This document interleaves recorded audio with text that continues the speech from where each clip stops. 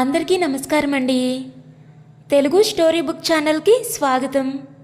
ఈరోజు నేను మీకు వినిపించబోతున్న కథ అత్తగారి మంచితనాన్ని అపార్థం చేసుకున్న కోడలికి కనువిప్పు కలిగించిన ఆ సంఘటనలు ఏమిటి అనేది ఈ కథ ద్వారా మనం విందామండి.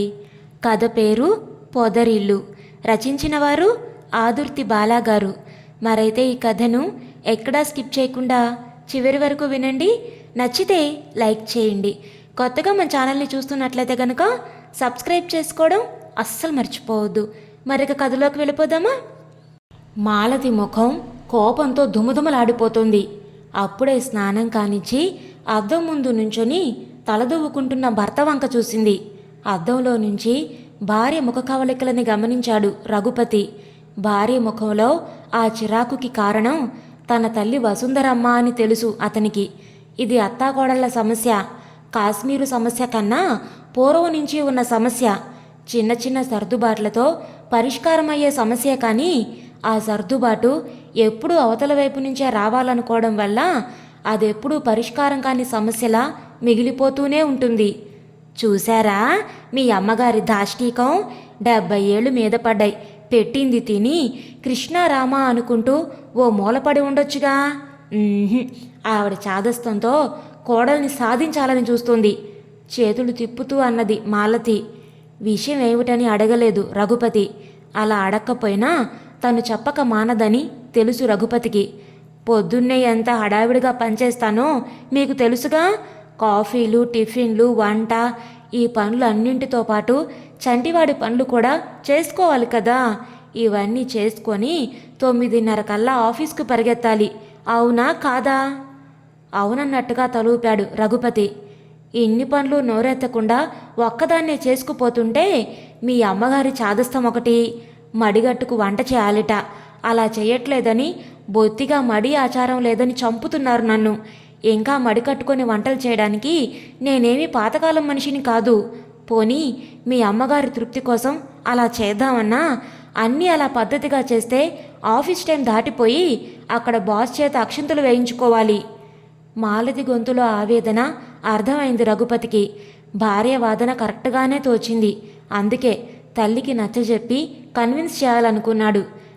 బయటికెళ్ళొచ్చేవాళ్ళం. టైంకి ఆఫీస్కి వెళ్ళాలంటే తలస్నానాలు, మడి వంటలు కుదరవు. నీ చాదస్తం తగ్గించుకో. హాయిగా నీ కోడలు వండి పెట్టింది తిని కృష్ణారామ అనుకో. నీ కోడల్ని విసిగించుకో అన్నాడు రఘుపతి తల్లితో. అంతే, బొటబొటా కన్నీళ్లు కార్చింది వసుంధరమ్మ. ఎంత కష్టపడి పెంచన్రా నిన్ను. నీకు ఊహ రాకుండానే నీ తండ్రి కాలం చేస్తే అక్కడ ఇక్కడ వంటలు చేసి నిన్ను పెంచుకున్నాను. చిన్నతనంలో నీకు జబ్బు చేస్తే సిటీకి తీసుకెళ్ళి వైద్యం చేయించాలని మా నూరి ఆచారి గారు చెబితే డబ్బు లేక చేతినున్న బంగారు గాజులు తాకట్టు పెట్టి నిన్ను దక్కించుకున్నాను.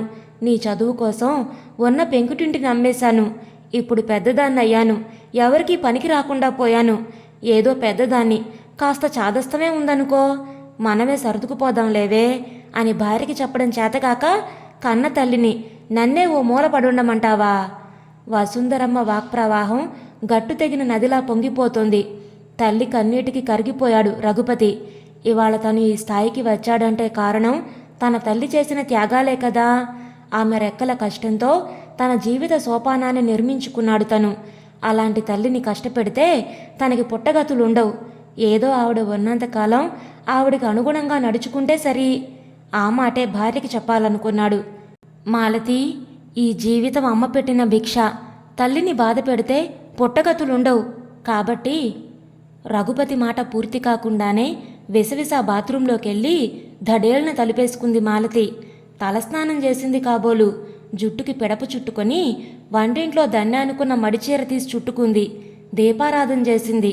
అస్పష్టంగా తనలో తనే అనుకుంటుంది. దేవుడి అష్టోత్తరం చదువుతుందో, అత్తగారిని తిడుతుందో అర్థం కాలేదు రఘుపతికి. ఇంకొక కప్పు కాఫీ తాగాలనిపించినా భార్యని అడిగే ధైర్యం చేయలేక ఊరుకున్నాడు. దాదాపు 9 అవుతూ ఉండగా భోజనం వడ్డించింది మాలతి. రాత్రి 10ంటికి వంటింటి పని ముగించి బెడ్రూంలోకి అడుగుపెట్టింది మాలతి. భార్య రాక కోసమే ఎదురు చూస్తున్న రఘుపతి, ఇవాళ నా మీద బాగా కోపం వచ్చింది కదూ అన్నాడు భార్యతో. నేనెలా ఏడిస్తే మీకే? మీరు మీ అమ్మ తృప్తిగా ఉన్నారుగా? విసురుగా అన్నది మాలతి. సారీ, నిన్ను కష్టపెట్టాలని నా ఉద్దేశం కాదు, భార్య మీద చెయ్యి వేస్తూ అన్నాడు. అమ్మ కొంగు పట్టుకు తిరిగే మనిషికి పెళ్ళెందుకు, పెళ్ళామెందుకు? భర్త చేతిని తోసేస్తూ అన్నది మాలతి. భార్య వంక నిస్సహాయంగా చూశాడు. మీకసలు భార్య ఇష్టాయిష్టాలను గౌరవించాలన్న జ్ఞానం లేదు. మీతో సమానంగా చదువుకున్నాను. మీరు సంపాదించినంత నేను సంపాదిస్తున్నాను. మన భవిష్యత్తు అవసరాలకి మీరెంత ఖర్చు చేస్తారో నేను అంతా చేయగలను. I'm an intellectual most efficient అని అందరి చేత అనిపించుకున్న నేను ఈరోజు ఆఫీస్కు లేటుగా వెళ్ళి మా బాస్ చేత బ్యాడ్ రిమార్క్ వేయించుకున్నాను. మీ అమ్మగారి చాదస్తానికి తల వంచి మడివంట చేసి పని త్వరగా తెమిల్చుకోలేక ఆలస్యంగా ఆఫీస్కి వెళ్ళి అందరి ముందు మాట పడ్డాను. నా ఆత్మగౌరవం దెబ్బతిన్నది. మాలతి కళ్ళు వర్షిస్తున్నాయి. రఘుపతి మాట్లాడలేకపోయాడు. ఎటూ చెప్పలేడు తను. తనకి తల్లి ప్రేమ కావాలి, భార్య అనురాగమూ కావాలి. ఒకరి కోసం ఒకరిని వదులుకోలేడు తను. కానీ ఎలా? అలా ఆలోచిస్తూనే పడుకున్నాడు. ఏమండి, త్వరగా లేవండి, కంగారుగా తట్టి లేపుతోంది మాలతి. ఉలిక్కిపడి లేచి కూర్చున్నాడు రఘుపతి. చంటాడికి జ్వరంగా ఉందండి, ఒళ్ళు కాలిపోతుంది. ఆదుర్దాగా అన్న భార్య మాటలకి గబగబా బ్రష్ చేసుకుని కొడుకుని తీసుకొని సందు చివరనున్న డాక్టర్ దగ్గరికి తీసుకెళ్లాడు రఘుపతి. భర్త కోసం ఎదురు చూస్తూ అన్యమనస్కంగానే పనిచేస్తోంది మాలతి. డాక్టర్ రాసిచ్చిన మందులు కొని పిల్లాన్ని భుజాన వేసుకుని వచ్చాడు రఘుపతి. ఏమన్నారండి డాక్టరు? గుమ్మంలోనే అడిగింది మాలతి. మామూలు జ్వరమే, కంగారు పడాల్సిన పనేం లేదన్నాడు. టైం ప్రకారం ఈ టాబ్లెట్స్ వేయమన్నాడు. ఈరోజే నాకు సెలవు కుదరదండి, ఆఫీస్లో ఆడిటింగ్ జరుగుతోంది, బాబుని మీరు చూసుకోండి అన్నది మాలతి. నాకు అస్సలు కుదరదు. మా సెక్షన్లో 2 సెలవు పెట్టారు, పనంతా నేనే చూసుకోవాలి దిగులుగా అన్నాడు రఘుపతి. మరైతే ఎలాగండి? డీలా పడినట్టు అన్నది మాలతి. మనవడి దగ్గరే మంచం మీద కూర్చున్న వసుంధరమ్మ, మీకెందుకర్రా బెంగ? మీ ఇద్దరిలో ఎవరూ సెలవు పెట్టక్కర్లేదు. మీకన్నా వాణ్ణి నేను బాగానే చూసుకుంటాను. ఆ మందులు ఎప్పుడు వేయాలో చెబితే నేను వేస్తాలే. నా మనవడు నాకు బరువా ఏమిటి? అభయం ఇస్తున్నట్టుగా అన్నది. రఘుపతికి మాలతికి ఒక్కసారిగా ప్రాణం లేచొచ్చినట్లయింది. హాయిగా ఊపిరి పీల్చుకొని కొడుకుని వసుంధరమ్మకు అప్పగించి నిశ్చింతగా ఆఫీస్కి వెళ్ళిపోయారు. అన్నమాట ప్రకారమే వసుంధరమ్మ మనవన్ని కంటికి రెప్పలా చూసుకుంది. వసుంధరమ్మ సేవల ఫలితమో డాక్టర్ ఇచ్చిన మందుల ప్రభావమో ఆ సాయంత్రానికే చంటివాడికి జ్వరం తగ్గిపోయింది. ఆ రోజంతా ఆఫీస్ పనితో సతమతమవుతున్నా మధ్యలో చంటివాడు ఎలా ఉన్నాడో అన్న బాధ మాలతి మనసుని కలిచివేస్తూనే ఉంది. సాయంత్రం ఆఫీస్ నుండి వస్తూనే బాబు కోసం వెతికిన ఆమె కళ్ళు ఎదురుగా కనిపించిన దృశ్యం చూసి ఆనంద బాష్పాలు రాల్చాయి. అక్కడ ముందు గదిలో సోఫాలో కూర్చొని మనవణ్ణి ఒళ్ళో కూర్చోబెట్టుకొని కబుర్లు చెప్తూ పాలలో బ్రెడ్ వేసి తినిపిస్తోంది వసుంధరమ్మ. తను ఎంత బతిమాలినా కోప్పడినా తినడానికి మారం చేసే కొడుకు బామ్మ చెప్పే కబుర్లు పిట్ట కథల్ని ఆసక్తిగా వింటూ బుద్ధిగా బ్రెడ్ తిన్నాడు. అప్పటి వరకు అత్తగారి మీద ఉన్న కోపం పోయి ఆవిడ పట్ల కృతజ్ఞతతో నిండిపోయింది మాలతి మనసు. భార్యాభర్తలిద్దరూ ఉద్యోగాలకెళితే చంటి పిల్లల్ని చూసే పెద్ద దిక్కు లేక తప్పనిసరి ఏ చైల్డ్ కేర్ సెంటర్లోనో వదిలిపెట్టి వెళుతున్నారు తల్లిదండ్రులు. కాస్త పెద్దయి స్కూల్కెళ్లే పిల్లలైతే సాయంత్రం తల్లి తండ్రి వచ్చే వరకు బిక్కుబిక్కుమంటూ కాలక్షేపం చేస్తున్నారు. అలా ఒంటరిగా ఉండే పిల్లల్లో అభద్రతాభావం చోటు చేసుకుని వారి జీవితం మీద ఎంతో దుష్ప్రభావం చూపిస్తుందట. ఆ విషయంలో తను అదృష్టవంతురాలే. కన్నతల్లి కన్నా ఎక్కువగా మనవణ్ణి చూసుకునే అత్తగారుంది తనకి అనుకుంది మాలతి. మర్నాడు 5ంటికి లేవడానికి గడియారానికి అలారం సెట్ చేసుకుంది మాలతి. ఏమిటి రేపు స్పెషల్? అంత త్వరగా లేవాలనుకుంటున్నావు? భార్యను ఉద్దేశించి అన్నాడు రఘుపతి. ఏమీ లేదండి, అత్తయ్య గారి రూట్లో పనిచేయాలంటే కాస్త ముందే లేవాలి మరి అంటున్న భార్య వంక ఆశ్చర్యంగా చూశాడు రఘుపతి. అతన్ని ఆశ్చర్యాన్ని గ్రహించినట్టుగా అన్నది మాలతి. హాయిగా విశ్రాంతి తీసుకోవలసిన ఈ వయసులో మనవడి బాధ్యత తీసుకోవడం మీ అమ్మగారికి కష్టమే. అయితేనే ఆవిడ ఆ కష్టాన్ని సంతోషంగా స్వీకరిస్తున్నారు. పొద్దున మనం ఇల్లు విడిచిపెట్టిన దగ్గర నుండి సాయంత్రం ఇంటికి వచ్చే వరకు వాడల్లరిని భరిస్తూ వాడి వెనకాలే పరుగు పెడుతూ ఆప్యాయంగా చూసుకుంటున్నారు. మన కోసం స్వసుఖాన్ని త్యాగం చేసిన ఆవిడ కోసం నేను కాస్త కష్టపడితే తప్పు లేదనే అనుకుంటున్నాను. ఆ మర్నాటి నుంచి ఓ గంట ముందు లేచి అత్తగారి పద్ధతిలోనే మడివంట చేసి టైంకి తెమిల్చుకోవడం మొదలుపెట్టింది మాలతి. ఎవరో తలుపు కొట్టిన చప్పుడైతే వెళ్ళి తలుపు తీసింది వసుంధరమ్మ. ఎదురుగా తన పిన్ని కూతురు కాత్యాయిని. తలుపు తీస్తూనే ఆనందంగా ఆశ్చర్యంగా లోపలికి ఆహ్వానించింది వసుంధరమ్మ. కాత్యాయిని తనకన్నా 6-7 చిన్నదైనా తనే చిన్నదానిలా అనిపించింది వసుంధరమ్మకి. పైకి నవ్వుతూనే మాట్లాడుతున్నా ఆ నవ్వు వెనక గూడు కట్టుకున్న విషాదమేదో ఉందనిపించింది వసుంధరమ్మకి. 2 రోజులు గడిచాకడిగింది కాత్యాయిని రఘుపతిని. ఆ ఊళ్ళో ఏవైనా ఓల్డేజ్ హోమ్స్ ఉన్నాయేమో కనుక్కోమని. ఎవరికోసం చిన్నమ్మా?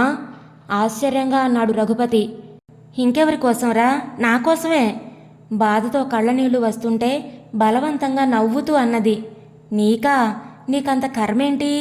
చిట్టంత కొడుకు, బోల్డంత ఆస్తి అంటున్న వసుంధరమ్మ మాటలు పూర్తి కాకుండానే, ఆ తరగని ఆస్తి, మంచి భర్త నా అదృష్టం అనుకున్నాను. తొలిచూలులోనే మగబిడ్డని కన్నానని గర్వపడ్డాను. కొడుకుని చూసుకొని మురిసిపోయాను. ఒక్కడే కొడుకని గారం చేశాను. అదే నీ చేసిన పొరపాటేమో. వాడి మీదున్న వల్లమాలిన అభిమానంతో వాడెక్కడ తిరిగినా పట్టించుకునేదాన్ని కాదు. ఒకరోజు ఎవరో అమ్మాయిని తీసుకొచ్చాడు. తన క్లాస్మేట్ అన్నాడు. కొన్నాళ్ళకి ఆ అమ్మాయినే చేసుకుంటానన్నాడు. ఆ అమ్మాయి మతం వేరు. వద్దురా అన్నారాయన. వినలేదు వాడు. ఏకంగా రిజిస్టర్ మ్యారేజ్ చేసుకొని వచ్చాడు. మన దేవుళ్ళంటే గిట్టదు ఆ అమ్మాయికి. బొట్టు పూలు పనికిరావు. మటన్ కూర లేకపోతే అన్నం తినదట. రోజూ మాంసాహారం వండేది. అది భరించలేక నేను ఆయన వేరే గదిలో వండుకు తింటూ ఉండేవాళ్ళం.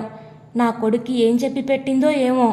ఒకరోజు వాడు వచ్చి తన వంతు ఆస్తి తనకిచ్చేయమన్నాడు. ఆ పరిణామాలు తట్టుకోలేక దిగులుతో ఆయన మంచం పెట్టారు.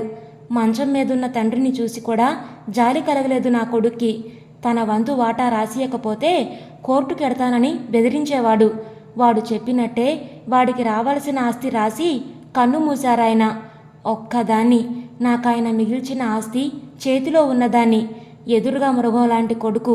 నా జీవితానికి వాడి దగ్గర భద్రత లేదని తెలుసుకున్నాను.